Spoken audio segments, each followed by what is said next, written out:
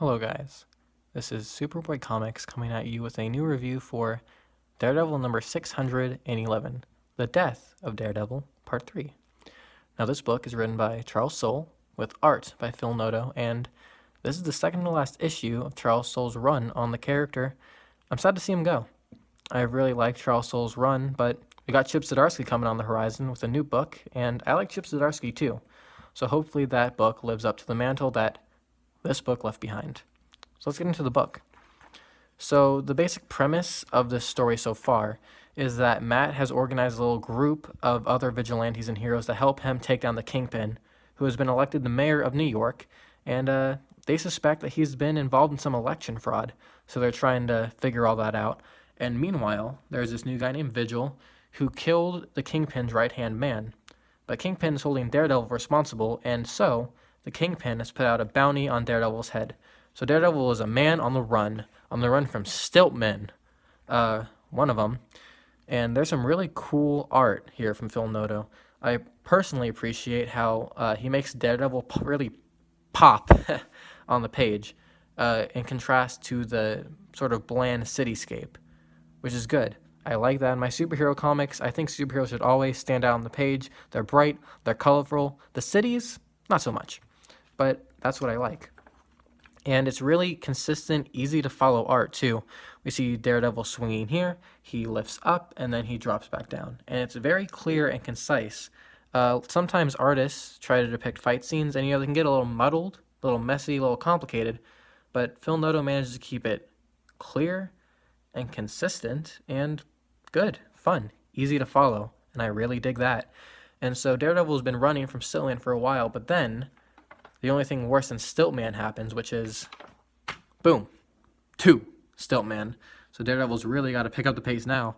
And, oh wait, no, 3. Oh no, I didn't even notice that. There's a third one back there. I just noticed that for the first time recording this right now. That's a new discovery. Wow. So he's on the run from 3 Stiltmen. And he gets hit in the back from one of them and sort of knocks his senses out of whack for a second. This is something that shows up a few times in this book, which I think is cool. To show Daredevil kind of losing control of his senses for a bit, it just shows a plain black panel.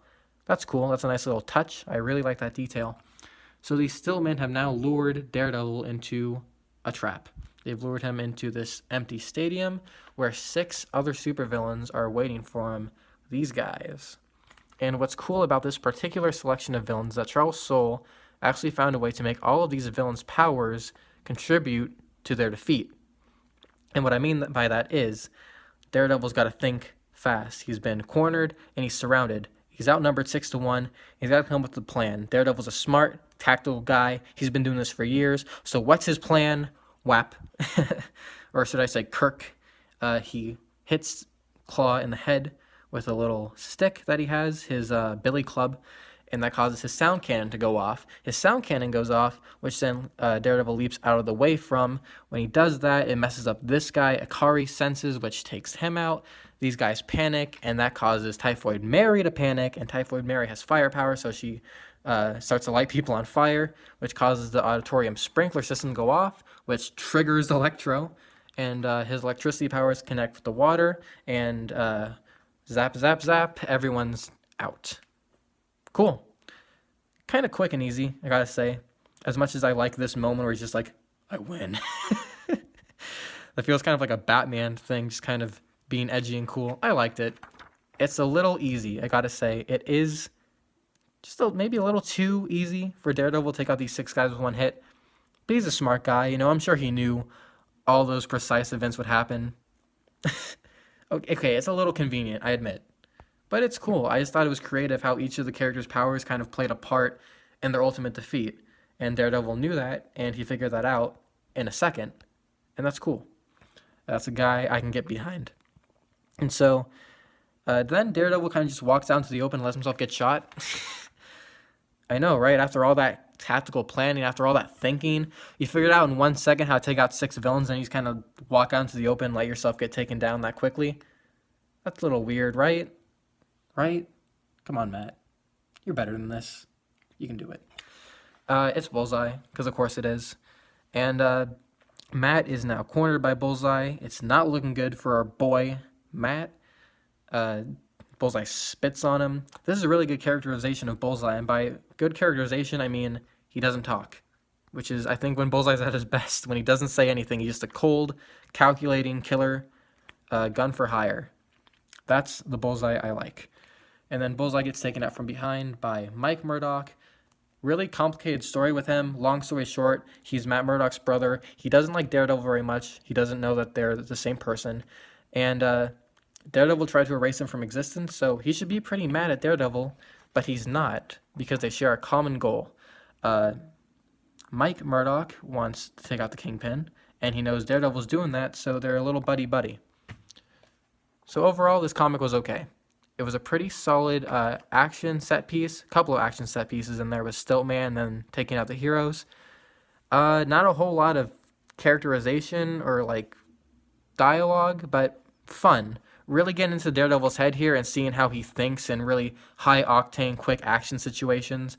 And we get this nice little moment with his brother where, you know, he should really want to kill him, but he finds common ground. They share a common goal. And that was really nice to see. I've really liked Charles Soule's run on the character. I'm going to be sad to see him go with the final issue here. This issue, look, it wasn't the best, but it wasn't the worst either. You know, it was just solid action. And, you know, as far as action stories go, especially with a character like Daredevil, who's very grounded and street and gritty, it was fun and it was cool. It was cool to get into Daredevil's head and watch him take out 6 villains in one hit, as convenient as that is. It was still cool to see. And, good on Charles Soule for making that work and making it fun and believable. This part irked me a little bit, just seeing Matt get taken out so easily after doing all that planning. But it was still a really solid issue, really good art by Phil Noto, and just an all-around fun action story. So that's the video. I hope you guys liked it.